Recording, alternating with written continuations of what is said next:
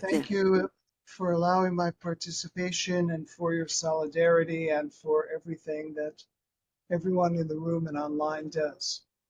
As we contemplate drafting a treaty for older persons, I would like respectfully to speak on some lessons learned from participating in the formulation of the Convention on the Rights of Persons with Disabilities, the CRPD, both positive and not so positive, having supported the CRPD's implementation now for nearly 20 years in some 44 countries, plus UN agencies, international financial institutions, national human rights institutions, and so on, and also developing the theories for legal reform, transposition, and expansion. I've written over 200 pieces of scholarship on the CRPD, including the main treatise.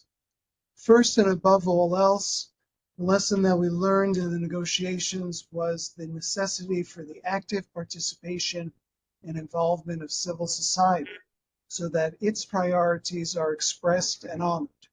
Nothing about us without us was the theme of the CRPD negotiations, and it makes sense.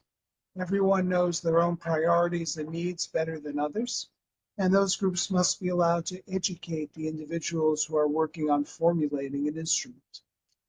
The necessity of specifically enumerating human rights, first as expressed for persons with disabilities and now for older persons, must also be paramount in our minds. Rather than relying on the existing human rights canon, which has significant gaps in it, we can't continue in the same old business and the same old model. The importance of recognizing, yet not conflating, older persons and persons with disabilities. There is a significant population empirical overlap in these groups, and yet the issues are not always the same. There are similar issues such as access to healthcare, accessibility to information and communication technology, quality of life of individuals, their legal capacity and supported decision-making, yet they are not identical. Let me provide you with two a bit more granular examples.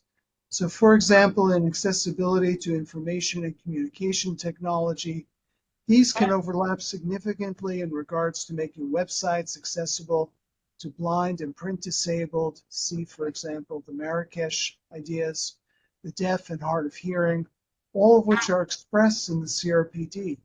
Yet the issue of cognitive load is not expressed well in the CRPD, nor in its glosses. The notion that there is a limited amount of information that can be consumed because of cognitive differences, and that there are different considerations for access due to the nature of the cognitive difference based on its origin. So one size or category will not fit all sizes and categories. More significantly, within the area of supported decision-making, this was a CRPD innovation in response to substituted decision-making arising under guardianship, which is a worldwide phenomenon. Here, too, the two groups share much in common: stigmatic presumptions of incapacity, removal of autonomy, possibilities of exploitation and abuse, and yet there are differences as well. But the CRPD text, and through the general comment, has yet to refine very basic structures and requirements. Do supported decision-making agreements need to be authorized or filed judicially? How are they to be contested or challenged or changed? Why is a bad supported decision maker better than a good guardian? Is there space between these two regimes where we can support older persons in an appropriate manner to their choices and to their benefits? Can we think creatively and granularly, for example, about dementias? Dementias have both shared features, such as loss of ability to perform activities of daily living, and divergent features such as the speed of decline and whether decline occurs across all or some abilities and all or some times. Within supported decision-making regimes, can we anticipate both individuals with dementia whose capacity fluctuates over time, either predictably because they're in a cycle, or unpredictably because they're influenced by various exogenous stimuli, such as losing family members, losing support, having to move from the home? Those whose capacity varies by cognitive domain, for example, present well for immediate determinations, but may experience difficulty conceptualizing long-term implications for decisions.